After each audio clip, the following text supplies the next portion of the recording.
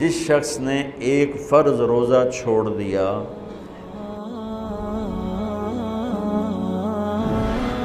رمضان کیوں کہتے ہیں؟ رمضان کا مطلب ہے جل جانا، کس چیز کا جل جانا؟ صلاۃ الاوابین حین ترمز الفصال، نیک لوگ ایک نماز پڑھتے ہیں کب؟ جب اونٹ کے پاؤں جلنے لگیں، اونٹ کے پاؤں جب جلنے لگیں، اونٹ کے بچے کے پاؤں جب جلنے لگیں۔ تو رمضان میں جل جانا، اس کا روزے سے کیا تعلق ہے؟ اس کا روزے سے تعلق یہ ہے کہ 360 دن سال میں ہوتے ہیں چاند کے لحاظ سے، 330 دن کے گناہ اللہ رمضان کے روزوں میں ہر روز میرے آپ کے گناہ جلاتا ہے، جلاتا ہے، جلاتا ہے۔ بھوک لگتی ہے ایک آگ بنتی ہے، پیاس لگتی ہے ایک آگ بنتی ہے۔ تو ہمارے لکڑی کی آگ میں چیزیں جلتی ہیں اور ہماری بھوک، روزے کی بھوک کی آگ میں گناہ جلتے ہیں، اور 29ویں روزے اللہ سارے سال کے گناہوں کو جلا کے روزہ والا یا روزے والی کو ایسے پاک کر دیتا ہے جیسے آج ماں کے پیٹ سے نکلا ہو، ایسے ان کو خوبصورت کر دیتا ہے۔ حج کا مہینہ آیا، اعمال اسی طرح ہیں جیسے ہوتے ہیں۔ رمضان کا مہینہ آیا تو میرے نبی کا اعلان ہو گیا، ایک فرض 70 فرض کے برابر ہو جاتا ہے۔ کمال ہے، نفل فرض کے برابر۔ فرض اور نفل میں فرق کیا ہے؟ حضرت علی ہی کا فرمان ہے کہ جس شخص نے ایک فرض روزہ چھوڑ دیا، پھر قیامت تک اس کی قضا میں نفل روزے رکھتا رہا، تو ایک روزے کا یہ سارے روزے بدلہ نہیں ہو سکتے۔ ایک نماز چھوڑ دی اور پھر اس کی قضا میں قیامت تک نفل پڑھتا رہا، تو فرض نماز کی ایک رکعت کے ایک سجدے کے برابر بھی نہیں ہے۔ فرض میں اتنی طاقت ہے۔ تو اللہ کی رحمت کیسے متوجہ ہوتی ہے کہ رمضان کے مہینے میں اللہ فرماتے ہیں میرے محبوب کی امت ہے، ایک فرض کو 70 کے برابر کر دو، اور پھر فرماتے ہیں نفل کو فرضوں کے برابر کر دو، اور پھر فرماتے ہیں جو رات کو تراویح پڑھے گا، دن میں روزہ رکھے گا، آخری رات اسے ایسے دھو کے پاک کر دوں گا کہ اس کے ذمے گناہ کا ایک ذرہ بھی باقی نہیں بچے گا، سب گناہ اللہ تعالیٰ اس کے معاف فرما دے گا۔ اور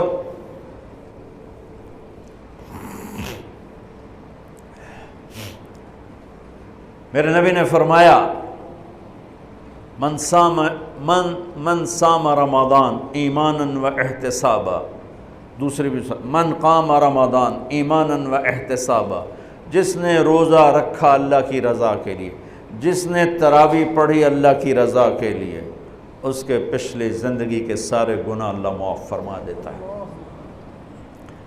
رات کا قیام کسی امت کو نہیں ملا۔ دیکھو روزہ سخت تھا تو ان کا قیام اللیل نہیں تھا، چونکہ وہ اپنی کتاب پڑھ سکتے ہی نہیں تھے۔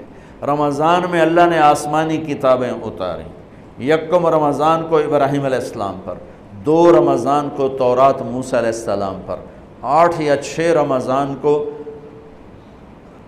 عیسیٰ علیہ السلام ان پر، موسیٰ علیہ السلام پر، ان پر داؤد علیہ السلام پر زبور کو اتارا، اور 12 یا 18 رمضان کو عیسیٰ علیہ السلام پر انجیل کو اتارا، اور 21 رمضان کو اللہ تعالیٰ نے پیر کی رات لیلۃ القدر میں غار حرا کے اندر اللہ تعالیٰ نے اپنے محبوب پر کتاب کو اتارا۔ وہ کتابیں فل آ گئیں، لکھی لکھائیں۔ قرآن فل نہیں آیا، قرآن صرف ایک سورت کے 19 الفاظ آئے بس، اور پھر 23 برس میں قرآن اترا۔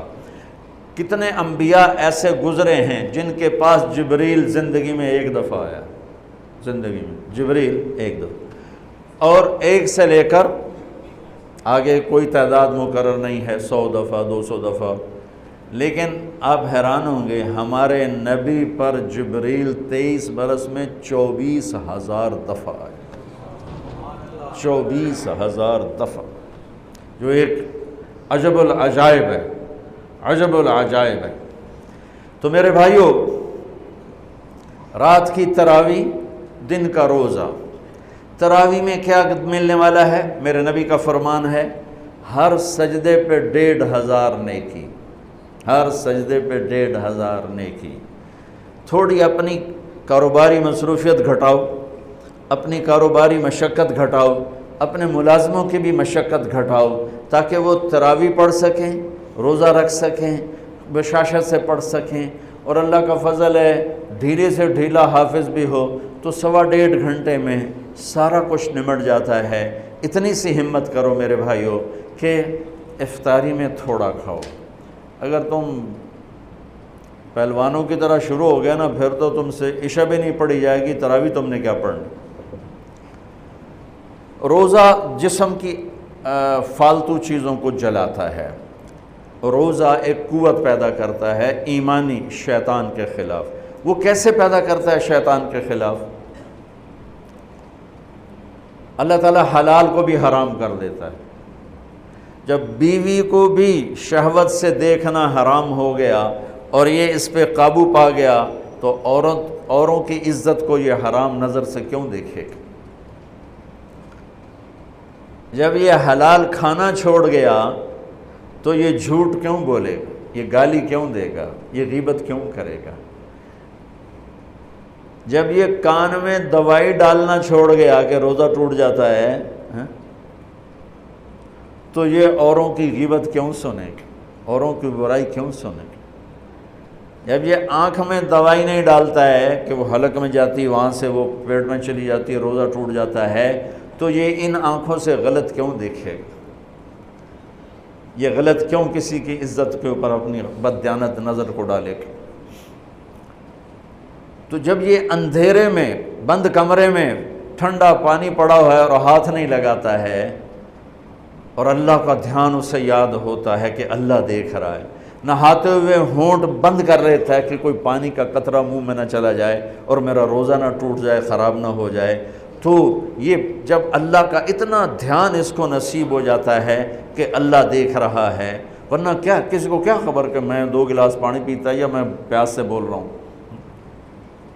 تو جب وہ اللہ کو اتنا اپنے دھیان میں لے آتا ہے کہ اللہ دیکھ رہا ہے، میں پانی نہیں پیوں گا، اللہ دیکھ رہا ہے، میں بیوی کو ہاتھ نہیں لگاؤں گا، اللہ دیکھ رہا ہے، میں کسی کی عزت پر بری نظر نہیں ڈالوں گا، اللہ دیکھ رہا ہے، میں کسی کی برائی نہیں سنوں گا، اللہ دیکھ رہا ہے، میں کسی کی برائی نہیں کروں گا، تو پھر جب یہ بازار میں جائے گا تو جھوٹ تو نہیں بولے گا، جب یہ تولے گا تو غلط تو نہیں تولے گا۔ ہاں یہ الگ بات ہے، بہت سے مجھے ملے کہ جب بس رمضان میں جھوٹ چھوڑ دیتے ہیں، اس تو بعد پھر شروع ہو جاوی تھا رمضان میں رشوت نہیں لیتا ہوں، اس تو بعد پھر شروع ہو جاتا ہے۔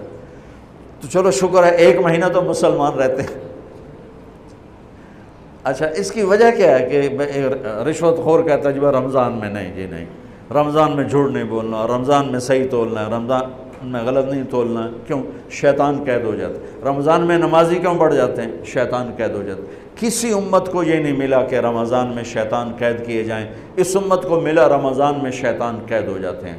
کسی امت کو یہ نہیں ملا کہ رمضان میں جہنم کے دروازے بند ہو جائیں، اس امت کو ملا ہے رمضان میں جہنم کے دروازے بند ہو جاتے ہیں، جنت کے دروازے کھل جاتے ہیں۔ کسی امت کو یہ نہیں ملا کہ ان کے لیے ہر مخلوق دعا کرے، رمضان کے مہینے میں اس امت کو یہ ملا ہے کہ ان کے روزہ رکھنے والوں کے لیے چونٹیاں بھی دعا کرتی، پرندے بھی دعا کرتے ہیں، مچھلیاں بھی دعا کرتی ہیں، ہوائیں دعا کرتی ہیں، ہر شے دعا کرتی ہے روزہ رکھنے والے کی۔ اس امت کو ملا۔ کسی امت کو یہ نہیں ملا کہ آخری رات ان کی سب کی بخشش ہو جائے، اس امت کو ملا ہے کہ رمضان کی آخری رات سب کی بخشش ہو جاتی۔ کسی امت کو یہ نہیں ملا کہ جنت کی حوریں انہیں روزوں میں یاد کریں، اس امت کو ملا ہے کہ اللہ تعالیٰ جنت کو کہتا ہے کہ تو تیار ہو جا، میک اپ کر لے، میرے بندے آ رہے ہیں، دلہن بن جا، سج دھج کے مجھے دکھا دے تاکہ میں اپنے بندوں کو پیش کروں تحفے کے طور پر۔ یہ ہے تمہاری بھوک کا بدلہ، یہ ہے تمہاری پیاس کا بدلہ۔